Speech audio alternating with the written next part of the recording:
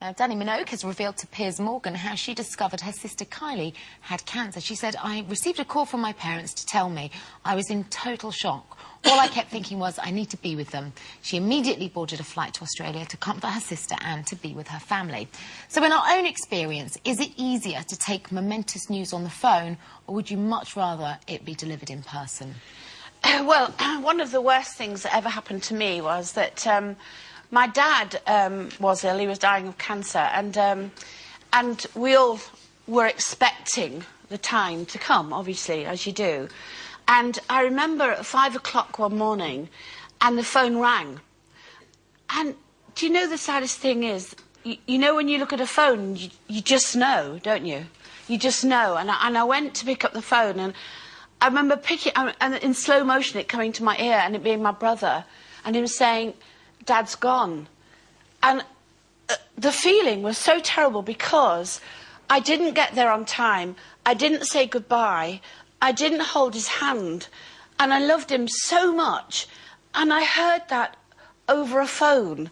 And that just destroyed me as a person.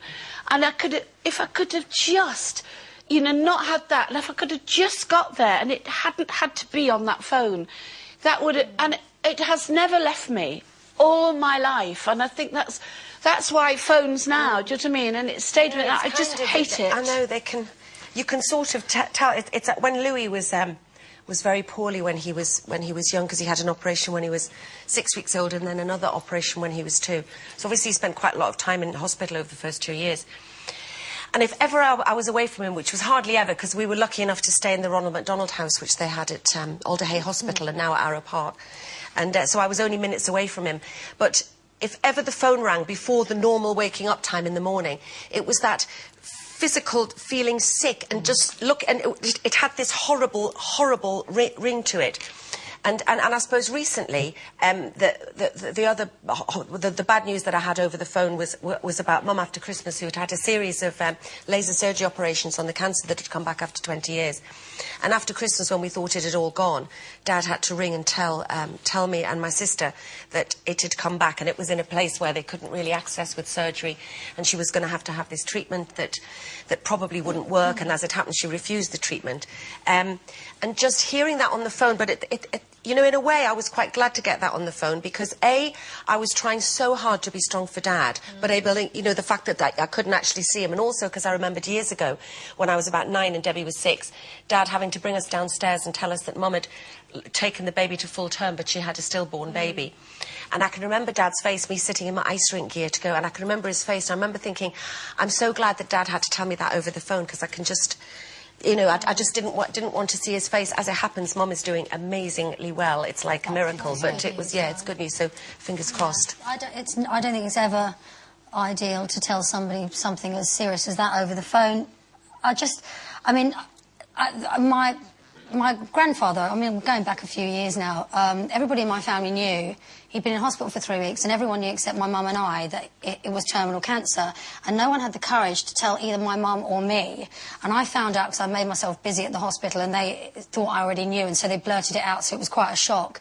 Then I went home and I found out from the rest of the family that no one had told my mum. And it was up to me to do it, because they thought I'd be the best person for the job. And I knew it had to be done face to face.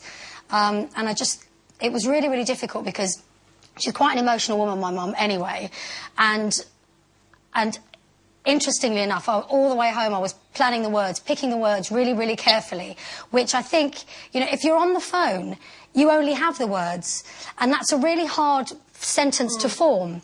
But it was when I walked in the house and I just looked at my mum. She knew.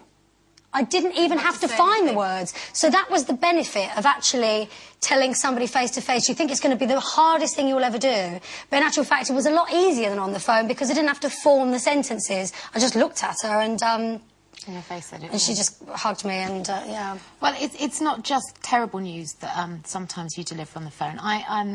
I became pregnant at the same time as one of my best friends, which was just a joy, because we went through the whole experience together, our first scans, when we were due to deliver within 5 days of each other. It was kind of spooky, really. And it was just wonderful having that confidant to go through that process with, because it's quite lonely being pregnant, as you'll know, you know. And then towards the end of my pregnancy, I had quite a few complications, and I had a false labour for 12 days. And in the middle of the night, it turned into real labour. And off I went to hospital, and at 9 o'clock in the morning, Ben was born, 5 weeks ahead of schedule. And she phoned me, as she did every morning, Tam, and said, so how are you feeling today? How's the pains? And I said, listen. I had a little boy, and that was the best phone call ever. Oh, yeah. So sometimes it's momentous news that just puts a huge tear in the eye and a smile on the face. I still tell that story now. I know, telling your mum or telling your parents when you've had that baby is just absolutely amazing, isn't it? Oh, look at us all. I know.